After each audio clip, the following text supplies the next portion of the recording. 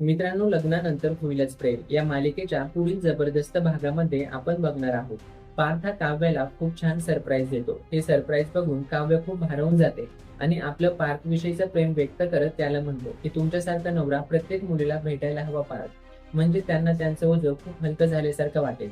तिकडे आर्या ही सतत या ना त्या कारणामुळे जीवाच्या जवळ जाण्याचा प्रयत्न करत असते आणि शेवटी ती जीवाला बाळासाठी त्याच्या हातावर टॅटू काढायला भागच पाडते. जेव्हा घरी येऊन हा टॅटू नंदिनीला दाखवतो, त्याने त्याच्या हातावरती बाबा असे नाव गोंदवलेलं असतं. नंदिनीला हा टॅटू बघून खूप जास्त आनंद होतो. आता यावेळी आर्या सुद्धा पुढे येते. तिने सुद्धा तिच्या हातावरती टॅटू काढलेला असतो. तिने तिच्या हातावर आई असं नाव गोंदवलेलं असतं. ती हा टॅटू जीवा आणि नंदिनीला दाखवते. आर्याचा टॅटू बघून नंदिनीला खूपच चिड येते, कारण जीवाच्या हातावरती बाबा आणि आर्याच्या हातावरती आई असं लिहिलेलं असतं. नंदिनी आता आर्याला सक्त ताकीद देत चांगलेच खडे बोल सुनावते. ती म्हणते की या बाळाची आई तू नाहीस, तर हे बाळ जीवानी नंदिनीचं आहे, हे चांगलं लक्षात ठेव.